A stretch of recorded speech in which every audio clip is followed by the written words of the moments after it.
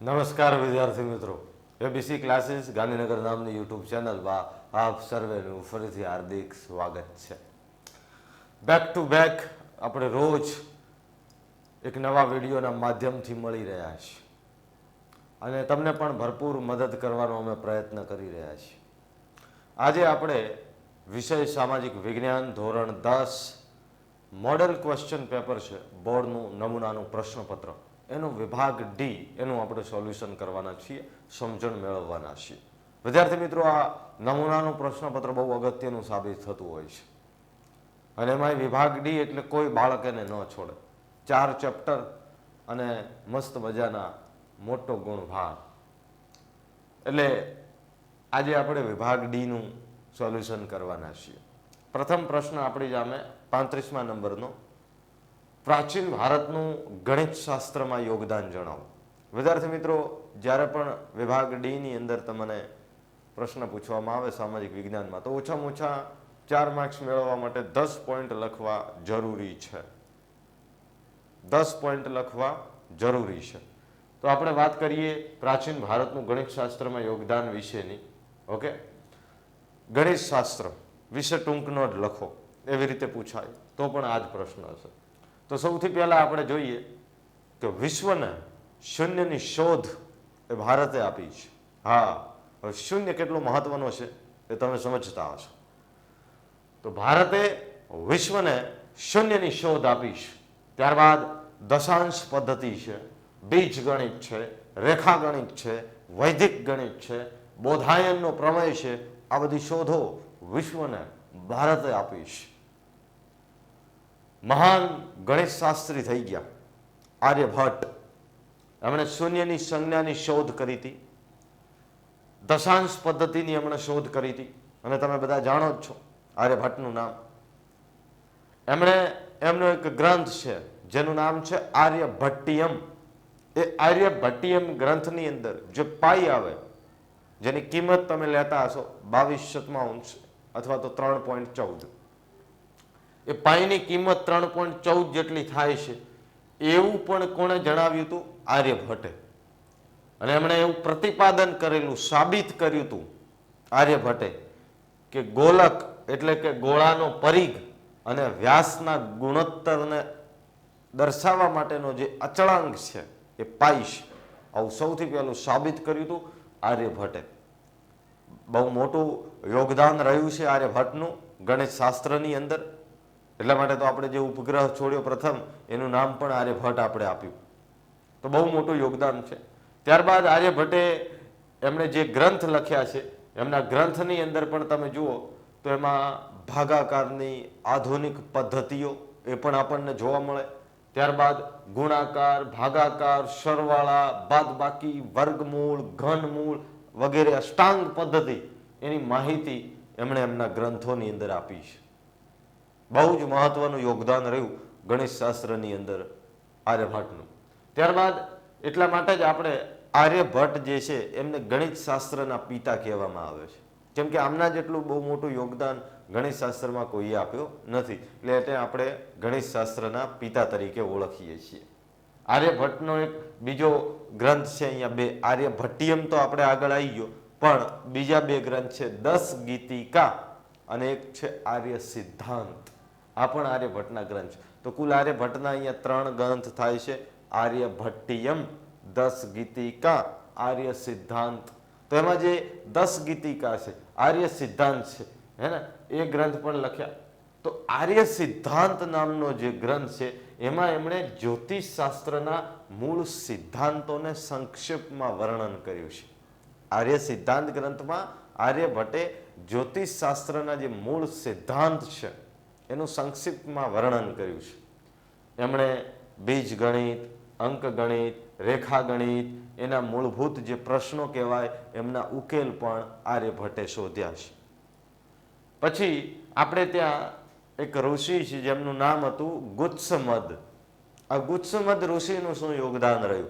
તો ગુત્સમદ નામના ઋષિએ અંકની પાછળ શૂન્ય આ લગાવી અને લખવાની પ્રક્રિયાને શોધી હતી. તો અંકની પાછળ શૂન્ય લગાવીને લખવાની પ્રક્રિયા જે છે એ ગુત્સમદ નામના ઋષિએ શોધી. અને પ્રાચીન ભારતના આ ગણિત શાસ્ત્રીઓએ એકની પાછળ આપણે 53 વખત શૂન્ય મૂકીએ અને એના શું નામ હોય એ પણ જણાવ્યા હતા. એકની પાછળ એક શૂન્ય મૂકીએ તો 10 થાય, 2 મૂકીએ તો 100 થાય, 3 મૂકીએ તો 1000 થાય, એમ 53 વખત શૂન્ય આવે તો એનું નામ શું કહેવાય એ પણ એમણે જણાવ્યું હતું. એ નક્કી કર્યા હતા. વાત કરીએ આપણા પ્રાચીન સંસ્કૃતિના અવશેષોના અને પુરાતન સ્થળોની, મોહેન્જો દડો અને હડપ્પા, 5000 વર્ષ પહેલાની આ વાત. એ સમયે જે અવશેષોમાં માપવાના અને તોલવા માટેના સાધનોમાં દશાંશ પદ્ધતિ વપરાતી હતી, એ સમયની વાત છે. તો એનો પરિચય આ પ્રાચીન સમયની અંદર મેઘાતિથિ નામના ગણિતશાસ્ત્રીએ આપ્યો હતો. કોણે? મેઘાતિથિ નામના ગણિતશાસ્ત્રી. એટલે ઓલ ઓવર ગણિતશાસ્ત્રની, મેથેમેટિક્સની વાત કરીએ તો ભારતનું એમાં યોગદાન બહુ મહત્વનું રહ્યું છે. 1150ની અંદર વાત કરીએ, મહાન ગણિતશાસ્ત્રી થઈ ગયા ભાસ્કરાચાર્ય, જેમણે લીલાવતી ગણિત નામનો મહત્વનો એક પ્રખ્યાત ગ્રંથ લખ્યો હતો. એ પણ બહુ નામાંકિત ગ્રંથ છે, લીલાવતી ગણિત. આ ઉપરાંત એમણે પણ બીજ ગણિત, અંક ગણિત, ખગોળશાસ્ત્ર ઉપર પણ ગ્રંથ લખ્યા. એમણે સરવાળા, બાદબાકી એની શોધ કરી. ત્યારબાદ સમીકરણ તમે જે ભણતા હતા એમાં યોગદાન છે ગણિતશાસ્ત્રી બ્રહ્મગુપ્તનું. કોનું? બ્રહ્મગુપ્તનું. ત્યારબાદ ગણિતશાસ્ત્રી આવે છે આપસ્તંભે. સલ્વસૂત્રોમાં વિવિધ જે વૈદિક યજ્ઞો માટેની આવશ્યક વેદીઓના જે પ્રમાણ જે છે એ નક્કી કર્યા હતા, આપસ્તંભ. ત્યારબાદ ગણિતશાસ્ત્રી બોધાયન અને કાત્યાયન, એમણે પોતાના ગ્રંથોમાં ગણિતશાસ્ત્રના વિવિધ પાસાઓ વિશે ચર્ચા કરી. તો અહીંયા કેટલા બધાના નામ આવે છે. આર્યભટ્ટનું નામ આવ્યું છે, ગુત્સમદનું નામ આવ્યું છે, ભાસ્કરાચાર્યનું નામ આવ્યું છે. ત્યારબાદ આર્યભટ્ટના 3 ગ્રંથોના નામ ખાસ યાદ રાખજો. બ્રહ્મગુપ્તની વાત આવી છે, બોધાયન કાત્યાયનની વાત આવી છે, આપસ્તંભની વાત આવી છે, બરોબર છે, મેઘાતિથિની વાત આવી છે. તો આ બધા નામોનું સરસ યાદગીરી સાથે આ પ્રશ્નનું તમે પૂર્ણાહુતિ કરજો. ગણિતશાસ્ત્ર અગર ચેપ્ટર 5માંથી હું તમને કહેવા જાઉં તો ગણિતશાસ્ત્ર બહુ જ મહત્વનો મોસ્ટ આઈએમપી પ્રશ્ન કહી શકાય. ત્યારબાદ વૈદક વિદ્યા અને શલ્ય ચિકિત્સા, આ 2 જ્યોતિષશાસ્ત્ર, 3 વાસ્તુશાસ્ત્ર, આ 4 તો ખાસ ખાસ ખાસ કરીને જવાના. It's very most IMP question. ત્યારબાદ હમણાં જે હું નામ બોલ્યો વૈદક વિદ્યા અને શલ્ય ચિકિત્સાની વાત કરીએ, ભારતનું એ ડાક્ટરી વિજ્ઞાન, તો શું કહેવા માંગે છે કે ભારતીય વૈદક વિદ્યાના પ્રણેતાઓની વાત કરીએ તો મહર્ષિ ચરક, મહર્ષિ સુશ્રુત, વાઘભટ્ટ, એમણે પોતાના સંશોધનોથી વૈદક વિદ્યા અને શલ્ય ચિકિત્સાની અંદર અભૂતપૂર્વ સિદ્ધિઓ મેળવી હતી. આ ત્રણેયનું નામ મોખરે છે, હે ને? મહર્ષિ ચરકની ચરક સંહિતા, મહર્ષિ સુશ્રુતની સુશ્રુત સંહિતા, વાઘભટ્ટનું મહત્વનો અષ્ટાંગ હૃદય, આવા એમના સુપ્રસિદ્ધ ગ્રંથો છે. તો વૈદક વિદ્યાના મહાન પ્રણેતા કહી શકાય એવા મહર્ષિ ચરકે ચરક સંહિતા નામના ગ્રંથની અંદર 2000 કરતા પણ વધારે વનસ્પતિ ઔષધિઓનું વર્ણન કર્યું છે. તો ટૂંકમાં પણ તમને આમાંથી પ્રશ્ન લેવામાં આવે કે કયા ગ્રંથની અંદર 2000 કરતા પણ વધારે વનસ્પતિ ઔષધિઓનું વર્ણન કરેલું છે, તો એ મહાન પ્રણેતા મહર્ષિ ચરકનો ગ્રંથ હતો ચરક સંહિતા. ત્યારબાદ વાત કરીએ મહાન વૈદક શાસ્ત્રી મહર્ષિ સુશ્રુત, એમનું સુશ્રુત સંહિતા એમના નામ ઉપરથી જ છે. તો એ ગ્રંથની અંદર શલ્ય ચિકિત્સા, જેને આપણે ઓપરેશન કહીએ છીએ, વાઢકાપ વિદ્યા કહીએ, શસ્ત્રક્રિયા કહીએ છીએ, એના માટેના ધારદાર સાધનોનો ઉલ્લેખ કરેલો છે. કેવા ધારદાર સાધનો? માથાના વાળના ઊભા 2 ભાગ કરી નાખે, માથાના વાળના ઊભા 2 ભાગ કરી નાખે, એને એવા ધારદાર સાધનોનો ઉલ્લેખ કર્યો છે. પ્રાચીન ભારતના હિન્દુઓની વાત કરીએ તો આપણું ઔષધ શાસ્ત્રની અંદર ખનિજ, વનસ્પતિને લગતું, પ્રાણીઓને લગતા આવા ઔષધિઓના આપણે ત્યાં વિપુલ ભંડાર છે. એમાં દવા કઈ રીતે બનાવવી એની બધી ઝીણવટભરી માહિતીઓ, વિધિઓ લખેલી છે. તેમજ દવાઓનું વર્ગીકરણ, ક્યારે લેવી, એમનો ઉપયોગ કરવા માટેના સૂચનો, શું પરેજી દાખવવી, એ બધું જ એની અંદર કહેવામાં આવ્યું છે. આ આપણું ઓરિજિનલ ભારત હતું. ભારતના વૈદિક શાસ્ત્રીઓની વાત કરીએ તો લોહીનું પરિભ્રમણ અટકાવવા માટે, બરોબર છે, લોહીનું કહેવાનો મતલબ કે એમાં પ્યાલા આકારનો પાટો બાંધી દેતા અને રક્તનું જે પરિભ્રમણ અટકાવી અને વાઢકાપ કરતા, ઓપરેશન કરતા. એ સમયે ઓપરેશન કરવાનું પણ જાણતા હતા. પેઢું, મૂત્રાશય એના ઓપરેશન કરતા હતા. તેઓ સારણગાંઠ છે, મોતીઓ છે, પથરી છે, હરસમસા છે, આ બધું નાબૂદ કરતા હતા. ઇવન પ્લાસ્ટિક સર્જરી પણ કરતા હતા. આપણે કદાચ હમણાં ચાલુ કરીએ છીએ. ભાગેલો, ઉતરી ગયેલો કોઈ હાડકો હોય એને બેસાડી દેતા, શરીરમાં કોઈ અન્ય પદાર્થ ઘૂસી ગયો હોય એને કુશળતાપૂર્વક બહાર ખેંચી કાઢતા. આવા બધા શસ્ત્રક્રિયાઓ એ જાણતા હતા. તૂટેલા કાન કે નાકના સ્થાને નવા કાન નાક સાંધવાની જે પ્લાસ્ટિક સર્જરી હતી એ પણ એ જાણતા હતા. કેટલું બધું વિજ્ઞાન હતું આપણા પ્રાચીન ભારત જોડે. અન્ય દેશોએ ભલે ઉપાધિ આપી દીધી હોય કે ભારત એ ધાર્મિક પ્રવૃત્તિઓમાં રચો પરચો દેશ હતો, ધાર્મિક બિંદુની સાથે સાથે આપણે વૈજ્ઞાનિક બિંદુ પણ ધરાવીએ છીએ.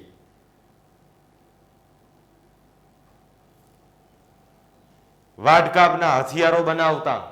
મીણના પૂતળા વડે અથવા તો કોઈ વ્યક્તિનું મૃત શરીર હોય તો એનાથી વિદ્યાર્થીઓને એનું પ્રત્યક્ષ જ્ઞાન પણ આપતા, જેથી કરીને આવનારી ભવિષ્ય પેઢી પણ આ વિદ્યાને આગળ લઈ જઈ શકે, નવા નવા સંશોધનો થાય. જોખમી ઓપરેશન કરતા પણ અચકાતા નહીં. સ્ત્રીઓના અને બાળ રોગોના નિષ્ણાંત હતા, એક્સપર્ટ હતા. એની અંદર રોગોના કારણો જણાવતા. આ રોગ થવા પાછળ કારણ શું છે, કયા ચિહ્ન હોય તો કયો રોગ કહેવાય, રોગોની અંદર દવા આપતા.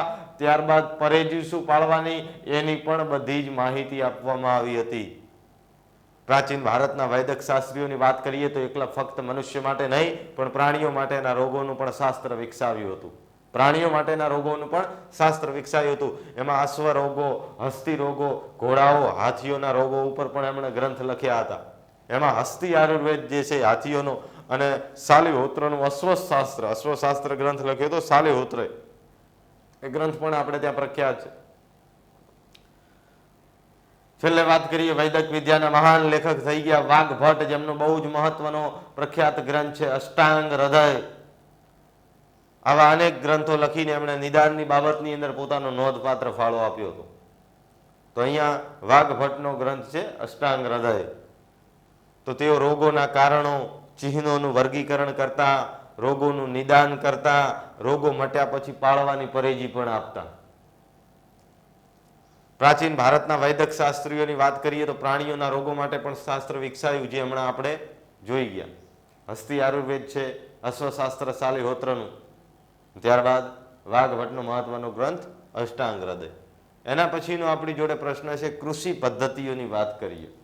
મહત્વની કૃષિ પદ્ધતિઓ. તો અહીંયા આપણે ત્યાં 3 કૃષિ પદ્ધતિઓ છે. એક છે સજીવ ખેતી, બીજી છે ટકાઉ ખેતી અને ત્રીજી છે મિશ્ર ખેતી. તો આપણે જોઈએ સજીવ ખેતી કોને કહેવાય, ટકાઉ ખેતી કોને કહેવાય, મિશ્ર ખેતી કોને કહેવાય. સજીવ ખેતીની વાત કરીએ તો તમે કદાચ ઓર્ગેનિક શબ્દ સાંભળ્યો છે. હા, ઓર્ગેનિક, શુદ્ધ, એ આ સજીવ ખેતી. તો જે કૃષિ પદ્ધતિમાં આવા જે રાસાયણિક ખાતર છે, યુરિયા છે, ડાયઅમોનિયમ ફોસ્ફેટ, ડીએપી છે, આવા રાસાયણિક કોઈ પણ પ્રકારના રાસાયણિક ખાતરો અથવા તો જે જંતુનાશક રાસાયણિક દવાઓ છે એનો બિલકુલ ઉપયોગ કરવામાં ના આવતો હોય તો એને સજીવ ખેતી કહેવામાં આવે. એ પ્યોર ઓર્ગેનિક. એમાં જમીનને પોષણ મળી રહે એટલા માટે એ લોકો રાસાયણિક ખાતરની જગ્યાએ છાણિયા ખાતરનો ઉપયોગ કરે, અળસિયાના ખાતરનો ઉપયોગ કરે, કમ્પોસ્ટ ખાતર વાપરે જે એકદમ પ્યોર નેચરલ હોય. પાકનું સંરક્ષણ થાય માટે એ લોકો રાસાયણિક દવાઓનો છંટકાવ ના કરે.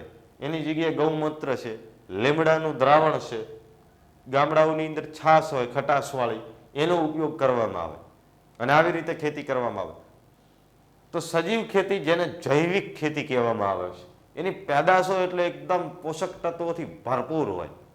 અત્યારે તો આપણે જોઈએ છીએ, આપણે જે આરોગ્ય છીએ, સેવન કરીએ છીએ, ખાદ્ય પદાર્થોની વાત કરીએ, જે પાક છે, શાકભાજી છે, તો એ બધા જ પેસ્ટિસાઇડ યુક્ત છે. હા, પણ જે સજીવ ખેતીની વાત કરીએ એના જે પાક છે, એની જે પેદાશ છે એકદમ પોષણયુક્ત હોય છે. એની અંદર એક કુદરતી સ્વાદ હોય, એક મીઠાશ હોય, એક સોડમ હોય. તમે ચાખો તો તમને ખબર પડે. એમાં ખનિજ હોય, વિટામિન હોય, જીવન શક્તિ આપતા તત્વો હોય. અને અત્યારે પણ સજીવ ખેતીની માંગ ખૂબ છે. એને સમજવાવાળો, ખાવાવાળો વર્ગ છે. ખેડૂતોને આર્થિક વળતર પણ સારું મળે છે. ત્યારબાદ છે ટકાઉ ખેતી, જેને પોષણક્ષમ ખેતી પણ કહેવામાં આવે. એટલે કે આ ખેતીમાં જમીનની ફળદ્રુપતા લાંબા સમય સુધી જાળવવા માટે પાકની ફેરબદલી કરવામાં આવે. એટલે કે આંતરે વર્ષે પાકની ફેરબદલી થાય. તમે એકનો એક પાક ખેતરની અંદર વાવ કરો તો પછી જમીનની ફળદ્રુપતા ઘટતી જાય.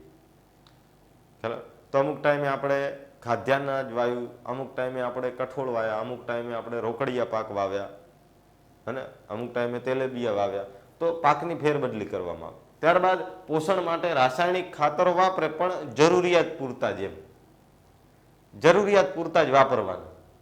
ત્યારબાદ કીટક અને નિયંત્રણ માટે જે જંતુનાશક દવાઓના બદલે એ લોકો જૈવિક નિયંત્રક વાપરે, નેચરલી, જે હમણાં વાત કરી હતી. જળ સંરક્ષણ વગેરે બાબતોની પૂરતી કાળજી લેવામાં આવે અને ટકાઉ ખેતી કહેવામાં આવે. ટૂંકમાં ઠીકઠાક ટકી રહે એમ. ખાતરોનો એમનો ઉપયોગ કરે પણ એકદમ નહીવત, જરૂરિયાત પૂરતો. ત્યારબાદ આવે મિશ્ર ખેતી. આ પ્રકારની ખેતીમાં ખેતીની સાથે સાથે લોકો પશુપાલન કરે. ખેતીની સાથે સાથે પશુપાલન કરે, મરઘા બતકા ઉછેર કરે, મધમાખી ઉછેર કરે, મત્સ્ય ઉછેર કરે. તો બંને પ્રવૃત્તિ એમની સાથે સાથે ચાલી જાય. એ મિશ્ર ખેતી. તો કૃષિ પદ્ધતિઓ પૂછે તો 3 લખવાની છે: સજીવ ખેતી, ટકાઉ ખેતી એટલે કે પોષણક્ષમ ખેતી, અને મિશ્ર ખેતી.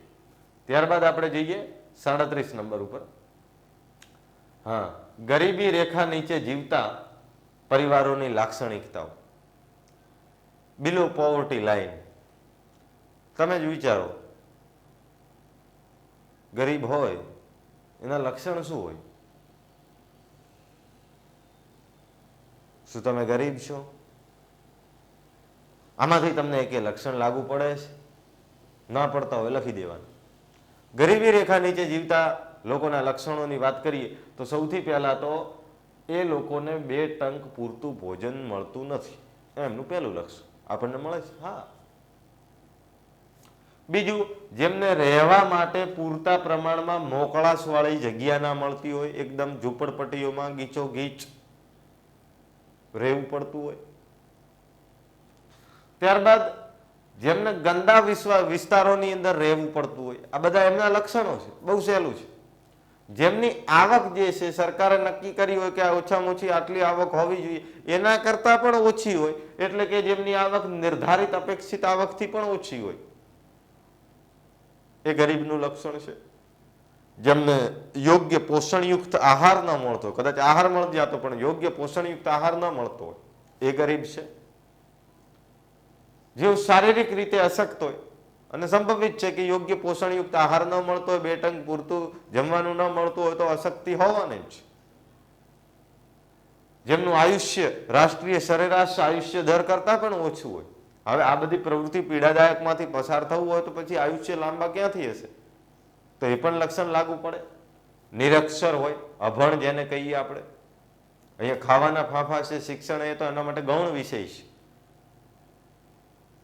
જેઓ સતત અનેક નાના મોટા રોગથી પીડાતા હોય, જેમના બાળકોને ભણવાની ઉંમરે મજૂરી કરવી પડતી હોય, જેમના બાળકોનું મૃત્યુ પ્રમાણ ઊંચું હોય, ઉપરોક્ત આ જેટલા પણ લક્ષણો છે એ ગરીબી રેખા હેઠળ જીવતા લોકોના લક્ષણો છે.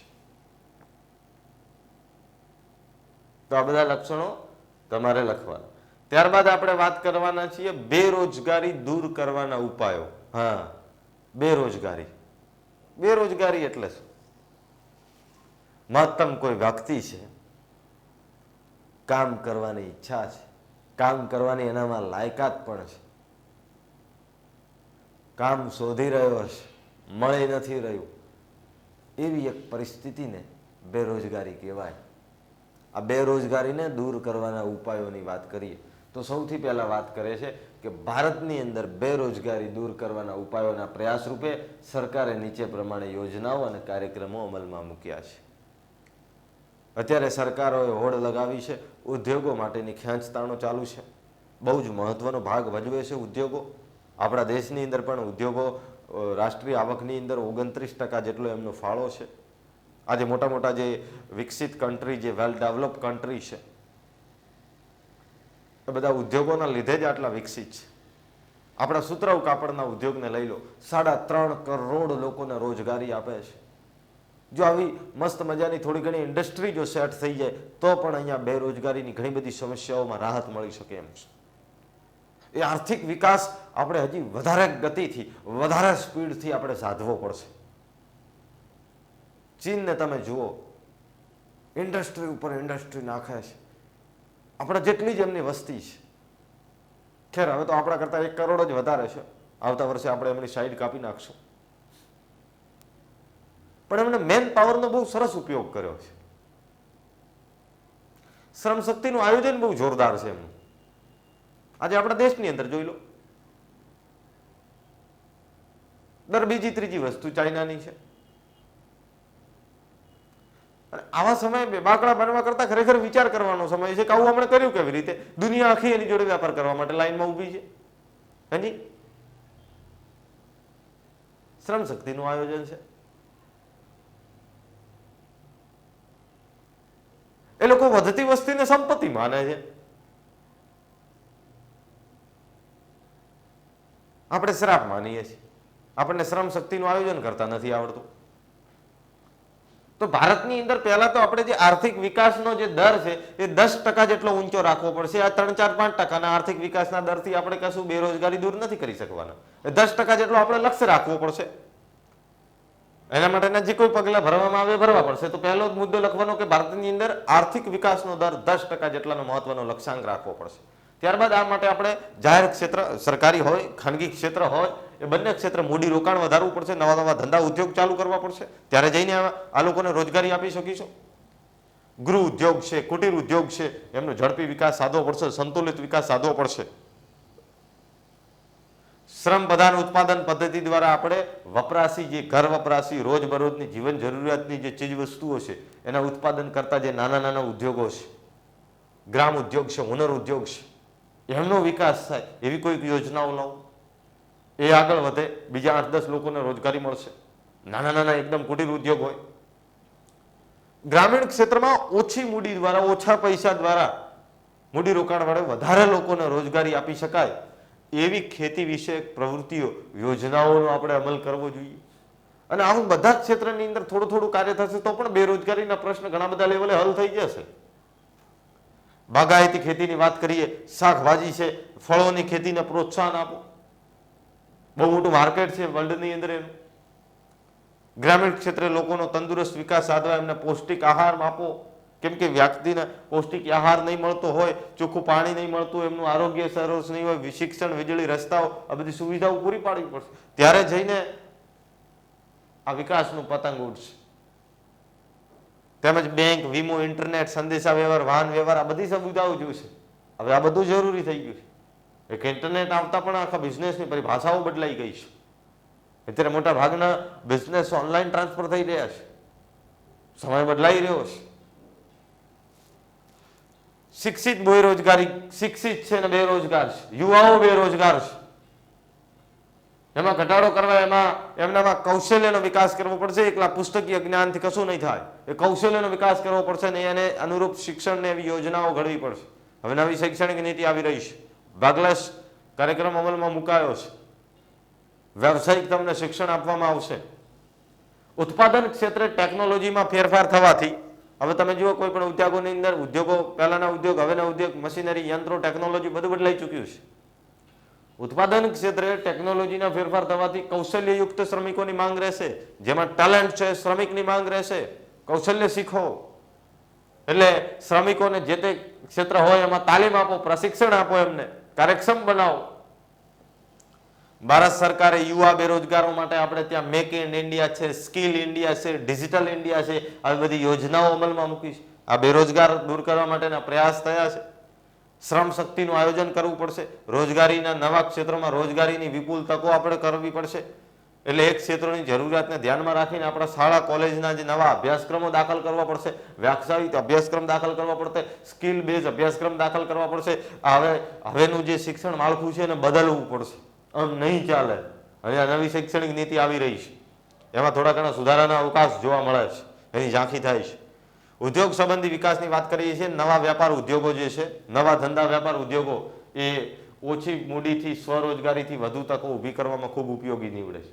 એટલે આ માટે સરકારે ઓછા વ્યાજ દરે ધિરાણ આપવું, લોનની સગવડ કરી આપો, કાચો માલ એમને મળી રહે સરળતાથી, યંત્ર સામગ્રી સરળતાથી પ્રાપ્ત થાય, વેચાણ વ્યવસ્થાની સુવિધાઓ વધે તો લોકો સાહસ કરશે અને એમને ત્યાં ઓછા પ્રમાણની અંદર રોજગારી પણ આપશે. આ બધા બેરોજગારી દૂર કરવાના ઉપાયોની આપણે વાત કરી. ત્યારબાદ આપણે ત્યાં રોજગાર વિનિમય કેન્દ્ર છે.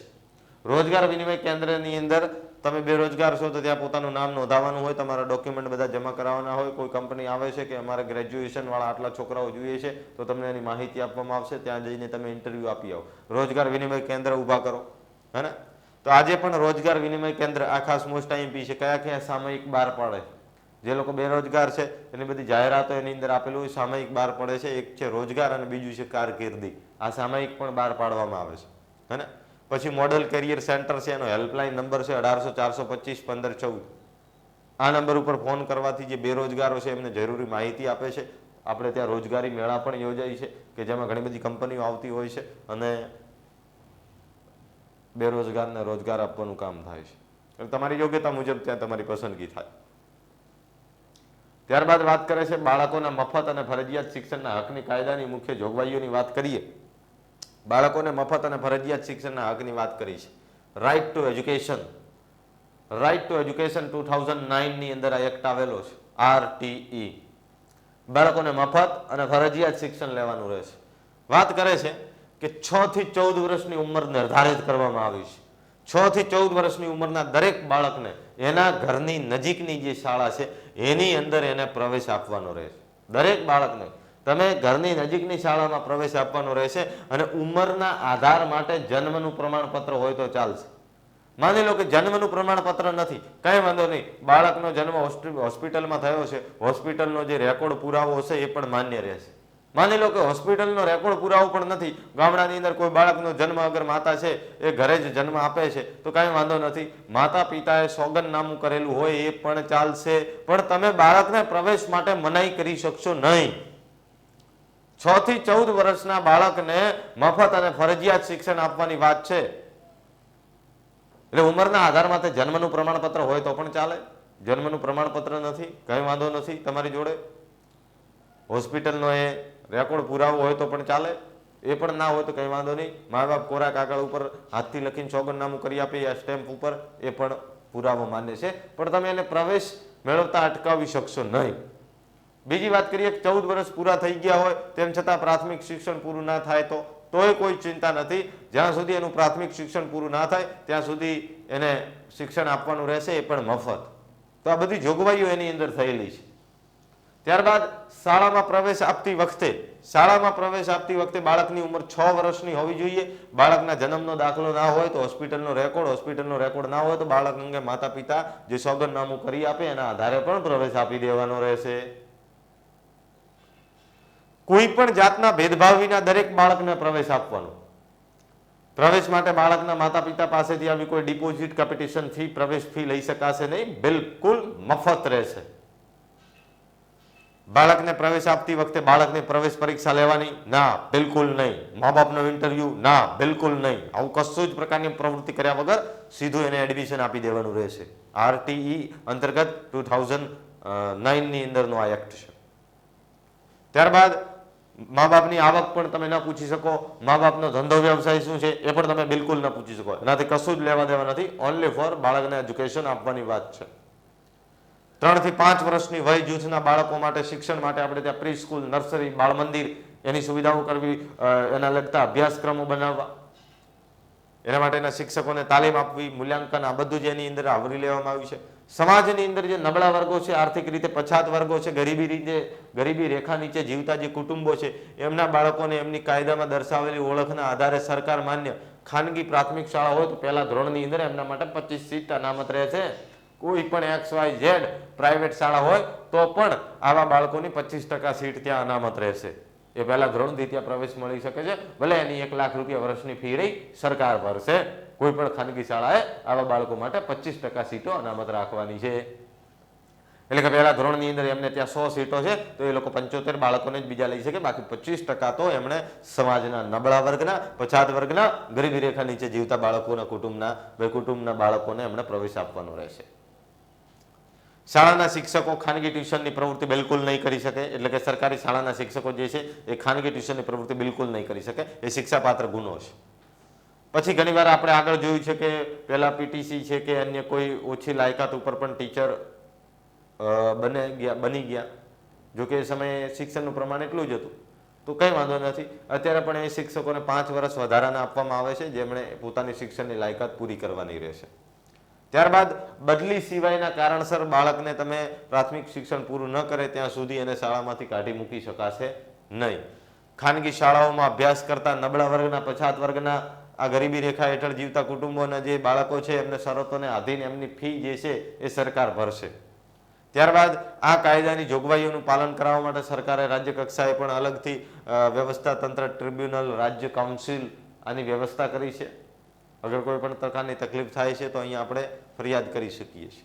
આ કાયદાના ભંગ બદલ શાળાના જે સંચાલક છે દંડ કરવાની, શાળાની માન્યતા રદ કરવા સુધીની પણ અહીંયા વાત થયેલી છે. તો વિદ્યાર્થી મિત્રો, અહીંયા નકશો આપવામાં આવેલો છે, પણ હું નેક્સ્ટ વિડીયોની અંદર તમને આ તમામ પાઠના નકશા પૂર્તિ કરાવવાનું છે. એ પણ એકદમ ડિજિટલ રીતે, એકદમ મસ્ત મનોરંજન સાથે, અને તમને યાદ રહી જાય એવી ટ્રીક સાથે તમારી સમક્ષ લઈને ઉપલબ્ધ થઈશ. બિલકુલ ચિંતા કરવાની જરૂર નથી. આપણે બધા જ ચેપ્ટરના નકશા કરવાના છીએ. કરવાના છીએ, બિલકુલ ચિંતા કરવાની વાત નથી. ઠીક છે? તો આજે આપણે મોડેલ ક્વેશ્ચન પેપર જે છે એનું સોલ્યુશનની પૂર્ણાહુતિ કરી. નેક્સ્ટ તમારા માટે કમબેકમાં હું મસ્ત મજાના નવા તમને ઉપયોગી એવા વિડીયો લઈને આવીશ. તમે પણ નિહાળતા રહેજો. ગમે હોય તો વિડીયો લાઈક કરજો, શેર કરજો, અમારી ચેનલને સબસ્ક્રાઈબ કરજો. સાંભળવા બદલ દિલથી આભાર. ફરી મળીશું આવતી વખતે નવા અધ્યાય, નવા ટોપિક સાથે. ત્યાં સુધી રજા લઉં છું.